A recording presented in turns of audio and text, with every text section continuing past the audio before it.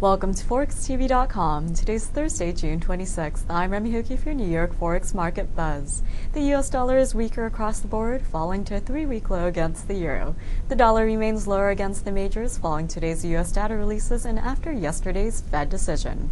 And taking a look at the latest headlines from the CEP News Desk, markets received a set of 3 key data releases this morning, including higher weekly U.S. jobless claims, a rise in U.S. existing home sales, and in-line U.S. Q1 GDP figures. U.S. equity markets are getting trampled on inflation fears, analyst downgrades, and a commodity market rally. Also, signs of a softening U.S. labor market combined with sour sentiment are weighing on Wall Street. The U.S. dollar decline is boosting commodity markets, and so are comments from OPEC President Chakib Khalil, who said he expects oil prices to reach between $150 and $170 per barrel this summer. And taking a closer look at today's U.S. data releases, Q1 GDP came in at an annualized rate of 1%, in line with expectations and above the 0.9% growth rate reported in the preliminary report. The final Q1 core PCE reading of inflation climbed to 2.3% from 2.1%. And U.S. initial claims for jobless benefits remained unchanged from the previous week's upwardly revised reading of 384,000. Continuing jobless claims hit a 4-year high.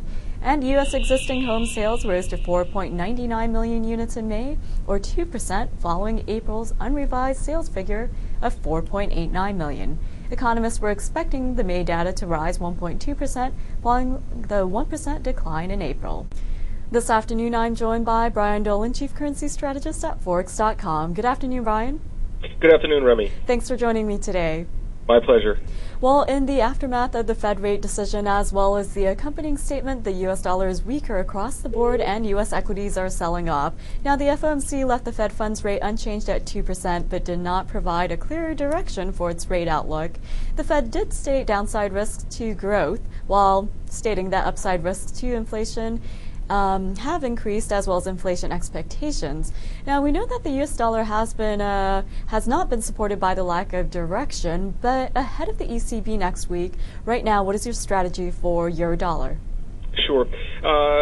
First, you have to go back to why the dollar is weaker after the Fed, and I think that's because the market had gotten ahead of itself in terms of pricing in aggressive and earlier Fed rate hikes.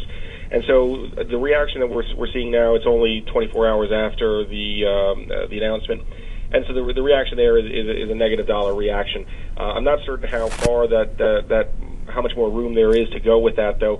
At the end, reading the statement, you're left with the impression that the only way U.S. interest rates are going to go is higher. The only question is with the timing. And the market is still pricing in a September 50-50 chance of a September rate hike. So, again, it doesn't seem that there's a whole lot more mileage on the dollar's downside. But for the time being, we are definitely seeing some dollar weakness. Going into next week, we have the ECB talking very hawkishly, and every expectation is that they're going to raise rates by 25 basis points. But the market, I think, is also getting ahead of itself in terms of pricing in the potential for further rate hikes from the ECB beyond the 25 next week. And that's going to set up an opportunity here. And I think ultimately what I'm getting at is that the current ranges that we've been trading in seem more likely than not to hold, and that what we're seeing right now is just a test of one of the extremes, that being the low end of the dollar and the high end of the euro. The other thing that's going on today, and you mentioned this, that stocks are lower, and this is coming specifically from individual investment houses warning of the financial sector as well as other key major stock companies in the U.S. So we're looking at broad-based equity market weakness all over the place. U.S. shares are down not quite as much as European shares, so the weakness is evident throughout. And this is also then seeing the carry trades come under a significant amount of profit-taking pressure. The Japanese retail segment has come back into the carry trades in strong fashion, and the circumstances are starting to look, again, very similar to what we had earlier this year, which is severe stock market weakness leading to higher volatility and yen crosses coming sharply lower. So it's moving more orderly this time, but it is we do look to have made a top. Well, Brian, you did mention that the euro is seeing strength across the board, as we have been seeing in the euro-yen cross. Meanwhile, euro sterling remains within its recent range and saw a topside failure at 79.50. Now, the drivers for the euro-yen and euro sterling are two different stories, but for both the euro against the yen as well as sterling, what are your forecasts? And today was an interesting development as well. Bank of England Governor King testified before Parliament, and he, I think, was pretty explicit in ruling out raising interest rates to combat inflation in the UK. They're going to pursue a policy of allowing slowing growth to basically bring in and reduce inflationary pressures. King was very quick to say that it would be silly to tighten rates now to bring CPI back within the target range and send the economy into a recession. So I think it's pretty clear, and I think there's also some expectations there that the Bank of England was potentially going to raise rates.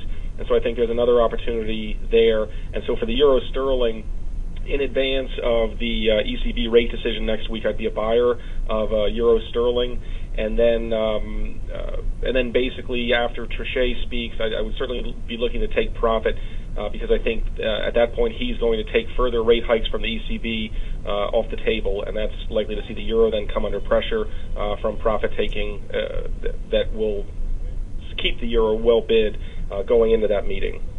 Okay, Brian, now let's quickly take a look at the Aussie dollar. In afternoon trade, Aussie dollar is lower against the U.S. currency after having surged back up above the 96 level.